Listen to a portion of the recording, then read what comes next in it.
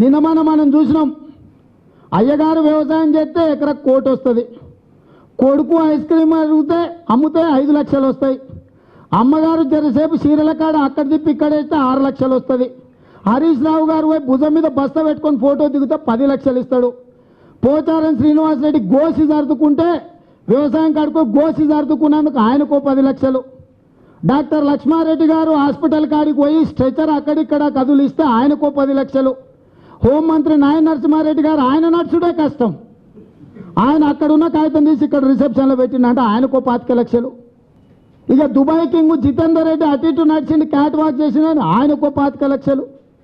ఇంతమంది నిమిషాలలో లక్షలు ఐస్ క్రీమ్ను 5 లక్షలకు అమ్మగలిగిండు కేటీఆర్ కదా. నువ్వు పెట్టుకున్న వరంగల్లోనే ఎనమాముల మార్కెట్ అని చాలా పెద్ద మార్కెట్ ఉన్నది, మిర్చి కోసం ఆ పక్కనే ఖమ్మంలో ఎనమాముల మార్కెట్లో లక్షల బస్తాల మిర్చి రైతులు అక్కడ రోజుల కొద్ది నిరీక్షిస్తున్నారు, నిద్రాహారాలు మాని అక్కడ నిరాహార దీక్షలు చేస్తున్నారు. ఐస్ క్రీమ్ను 5 లక్షలకు అమ్మగలిగిన చతురత ఉన్న కేటీఆర్ ఎనమాముల మార్కెట్లకు 10,000 రూపాయలకు క్వింటాల్ అమ్మవయ్యా మిర్చి, ఎక్కువ అడుగుతలేమో పైన వచ్చింది నువ్వే తీసుకో. ఎనమాముల మార్కెట్లో ఉన్న ఏదైతే అక్కడ నిల్వ ఉన్న మిర్చి యార్డులో ఉన్న వాటిని క్వింటాల్కు 10,000 రూపాయలకు అమ్మి మిగిలిన లక్షల కోట్ల రూపాయలు నువ్వే తీసుకో. ఇవాళ ఏ వరంగల్లో అయితే నువ్వు బహిరంగ సభ పెట్టుకున్నావు, గా వరంగల్లోనే ఎనమాముల మార్కెట్ ఉంది, అక్కడ మిర్చి రైతులు నడి రోడ్డు మీద లారీల కొద్ది మిర్చి పోసి తగలబెడుతుర్రు, పంటను తగలబెడుతుర్రు, ఆత్మహత్యలు చేసుకుంటున్నారు, అప్పులు పుట్టక అన్నం తినక అడుక్కొని తింటున్నారు. వరంగల్కు మిర్చి మార్కెట్కు తీసుకొచ్చిన రైతులు చిప్ప పట్టుకొని వరంగల్ వీధుల్లో అడుక్కుంటున్నారు. నువ్వు మిర్చి యార్డు పోయి అది అమ్మగలుగుతావా? ఈ నివేదికను నువ్వు వరంగల్లో ఇవ్వగలుగుతావా? మిర్చి రైతులకు 10,000 రూపాయలు గిట్టుబాటు ధర ఉంటే 3,500 రూపాయలకు మిర్చి కొంటుంటే నువ్వు ఎందుకు పట్టించుకుంటలేవు? నువ్వు నివేదిక ఇవ్వగలుగుతావా ఆ వేదిక మీద నుంచి అని చెప్పి నేను ఇవాళ కల్వకుంట్ల చంద్రశేఖరరావు గారిని అడుగుతున్నా.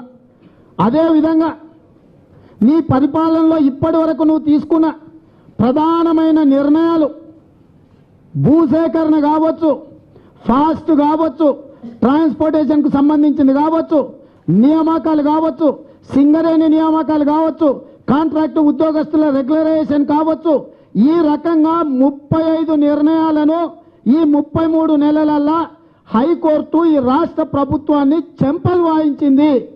తప్పుడు నిర్ణయాలు తీసుకోవద్దు అని చెప్పి హైకోర్టు నుంచి సుప్రీంకోర్టు వరకు ఈ ప్రభుత్వాన్ని పదే చెంపలు వాయించినా కూడా ఈ ప్రభుత్వానికి కనువిప్పు కలగలేదు.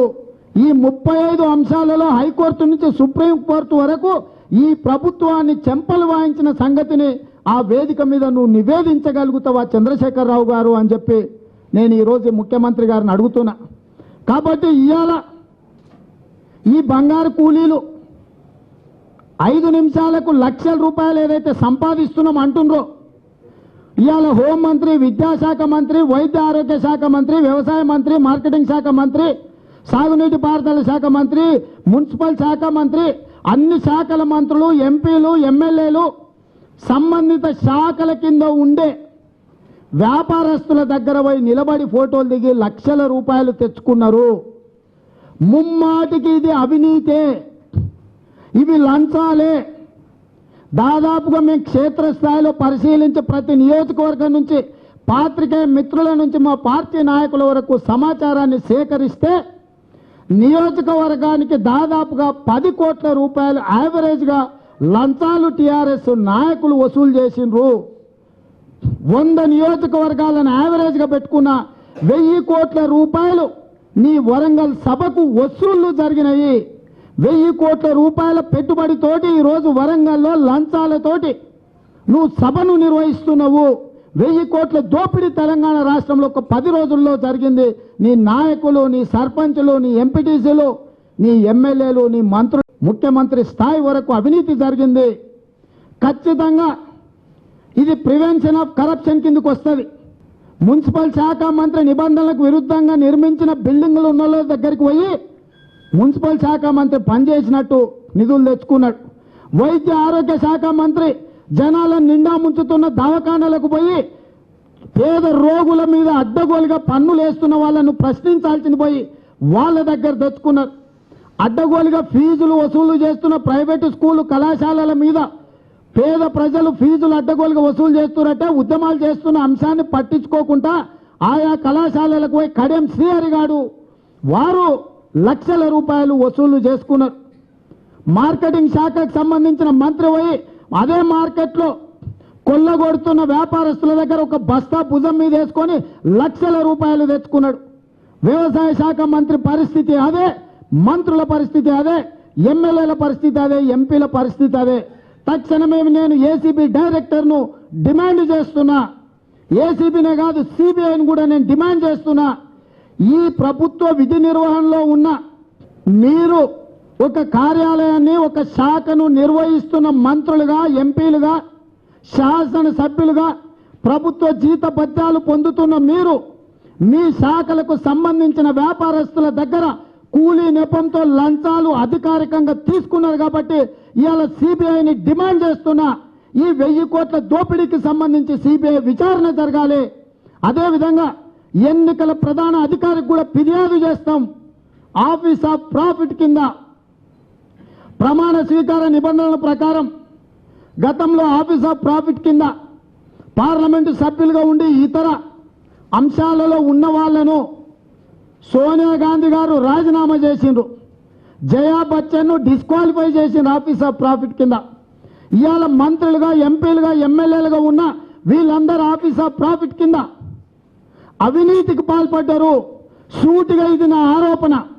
చంద్రశేఖరరావు గారు పదే పదే తప్పుడు ఆరోపణలు చేస్తే కేసులు పెట్టి జైళ్ళలో పెడతా అంటుండు కదా. నీ మంత్రులు మొత్తం అవినీతికి పాల్పడ్డారు. ఆయా శాఖలలో సంబంధిత కంపెనీలకు ఫేవర్ చేసి వాళ్ళు చేస్తున్న తప్పిదాలను కప్పిపుచ్చినందుకే కోట్ల రూపాయలు చెక్కుల ద్వారా లంచం టీఆర్ఎస్ పార్టీ కోసం తీసుకున్నారు. ఇవాళ ఈ లంచాలు తీసుకున్న అందరు మంత్రులను, ఎంపీలను, ఎమ్మెల్యేలను సిబిఐ ప్రాసిక్యూట్ చేయాలా? తొందరలోనే తెలుగుదేశం పార్టీ కేంద్ర ఎన్నికల అధికారి దగ్గరికి వెళ్ళి సంపూర్ణ సమాచారం, ఎవరైతే బంగారు కూలీల పేరు మీద తెలంగాణలో దోపిడీకి పాల్పడ్డారో ప్రజాప్రతినిధుల అందరి వివరాలు ఆధారాలతో సహా తీసుకెళ్లి కేంద్ర ఎన్నికల అధికారికి ఫిర్యాదు చేసి వీళ్ళందరినీ కూడా అనర్హులుగా వేటేయండి అని చెప్పి కేంద్ర ఎన్నికల సంఘానికి ఫిర్యాదు చేస్తాం. ఒకవేళ కేంద్ర ఎన్నికల సంఘం ఈ ఫిర్యాదును పరిగణలోకి తీసుకొని వీళ్ళని అనర్హులుగా ప్రకటించకపోతే ఖచ్చితంగా న్యాయస్థానం తలుపు దాటుతాము. గతంలో దృష్టాంతాలు ఉన్నాయి.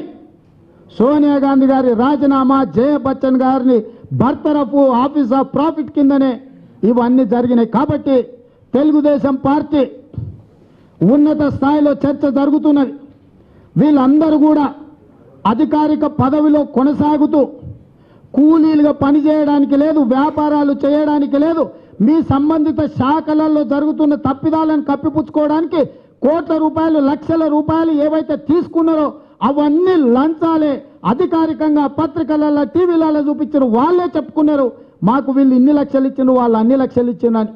దీని మీద సంపూర్ణంగా విచారణ జరగాలంటే రాష్ట్ర స్థాయి విచారణ సంస్థలు విచారణ చేస్తే వాస్తవాలు వెలికి రావు. కాబట్టి ఇవాళ సిబిఐని డిమాండ్ చేస్తున్నా.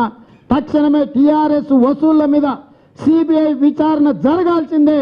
సంపూర్ణమైన వివరాలతోని తెలుగుదేశం పార్టీ ఫిర్యాదు చేస్తుంది, న్యాయస్థానాలలో పోరాటం చేస్తుంది. లేకపోతే రేపు పొద్దున ఈ లంచాలను ఆయా శాఖలలో వీళ్ళు ఈ కంపెనీలకు కట్టబెట్టి కూలీ పేరు మీద రోజు పొద్దున అట్లా పోయి ఇట్లొచ్చి కోట్ల రూపాయలు వసూలు చేస్తారు. ఇక ఈ దేశంలో అవినీతి శాఖనే ఉండాల్సిన అవసరం లేదు. ఇప్పుడు టీఆర్ఎస్ మొత్తం నాయకత్వాన్ని బర్తరఫ్ చేసి జైల్లో పెట్టకపోతే రేపు పొద్దున్న నుంచి ఎమ్మెల్యేలు, ఎమ్మెల్సీలు, ఎంపీలు, మంత్రులు, ముఖ్యమంత్రులు ఆయా శాఖలలో సంతకాలు పెడతారు. 1000 కోట్ల రూపాయల కాంట్రాక్టులు వాళ్ళకి అప్పచెప్తారు. కోట్ల రూపాయల కూలీల పేరు మీద వైట్ ఇన్కమ్ తీసుకొచ్చి బ్యాంకులో వేసుకుంటారు. ఇక ఈ రాష్ట్రంలో, ఈ దేశంలో అవినీతి అనే పదానికి రాజ్యాంగంలో విలువనే ఉండదు. రాజ్యాంగం నుంచి ఆ పదాన్ని తొలగించాల్సిన పరిస్థితి వస్తుంది. ఇవాళ టీఆర్ఎస్ నాయకుల మీద ఈ అంశం మీద చర్యలు తీసుకోకపోతే ఈ దేశంలో అవినీతి అనే పదానికి అసలు అర్థమే ఉండదు. అవినీతి అనే పదాన్ని మన డిక్షనరీల నుంచి తొలగించాల్సిన పరిస్థితి వస్తుంది. తక్షణమే ఏసీబీని కూడా యాంటీ కరప్షన్ బ్యూరోను కూడా రద్దు చేయవలసిన పరిస్థితి వస్తుంది. ఇవాళ అవినీతిని సక్రమ మార్గంలో కోట్ల రూపాయలను తీసుకోవడానికి కూలీతనం అనే ముసుగుతో వందల కోట్ల రూపాయల దోపిడీకి ఈరోజు టీఆర్ఎస్ పార్టీ కల్వకుంట్ల చంద్రశేఖరరావు గారి మంత్రివర్గం పాల్పడ్డది. కాబట్టి ఖచ్చితంగా దీని మీద సుమోటో కింద తీసుకోవాలి. ఎవరో ఫిర్యాదు చేస్తే కాదు, ఇంత పెద్ద ఎత్తున బహిరంగంగా వందల కోట్ల రూపాయల అవినీతి జరుగుతుంటే ఏసీబీ శాఖ కానీ సిబిఐ కానీ చివరికి కోర్టులు కూడా ఎందుకు సుమోటో కింద తీసుకుంటలేవో నాకు అర్థం కావడం లేదు. నేను ఆవేదన చెందుతున్నా. చిన్న చిన్న విషయాలను సుమోటో కింద తీసుకునే న్యాయస్థానాలు ఇంత పెద్ద ఎత్తున దోపిడీ జరుగుతుంటే అధికారికంగా శాఖలు నిర్వహించవలసిన మంత్రులు సంబంధిత శాఖకు సంబంధించిన వ్యాపారాలు ఉన్న వాళ్ళ దగ్గరికి వెళ్ళి 5 నిమిషాలు 10 నిమిషాలు ఊడ్చినట్టు తూడ్చినట్టు చేసి లక్షల కోట్ల రూపాయలు తెచ్చుకుంటుంటే న్యాయస్థానం కూడా స్పందించకపోవడం అంటే ప్రజలకు న్యాయస్థానం పట్ల కూడా విశ్వాసం పోయే ప్రమాదం ఉన్నది. ప్రతిపక్షంగా మేమున్నాం. ఏసీబీ స్పందించినా స్పందించకపోయినా, సిబిఐ ముందుకు వచ్చినా రాకపోయినా, కేంద్ర ఎన్నికల అధికారులు పట్టించుకున్నా పట్టించుకోకపోయినా, న్యాయస్థానాలు సుమోటోగా తీసుకోకపోయినా ఖచ్చితంగా తెలుగుదేశం పార్టీ ఈ అవినీతికి వ్యతిరేకంగా పోరాటం చేస్తుంది. చంద్రశేఖరరావు గారి పార్టీ కుటుంబ దోపిడీని నిలువరించడానికి సర్వశక్తులు ఒడ్డుతుంది తెలుగుదేశం పార్టీ. ఖచ్చితంగా న్యాయస్థానాలలో దీని పట్ల చట్ట ఉల్లంఘన పట్ల, నియమ నిబంధనల ఉల్లంఘన పట్ల, అధికారికంగా అవినీతిని రాజమార్గాలు వేసిన విధానం పట్ల తెలుగుదేశం పార్టీ పోరాటం చేస్తుందని చెప్పి నేను ఈ సందర్భంగా మిత్రులందరికీ తెలియజేస్తున్నా.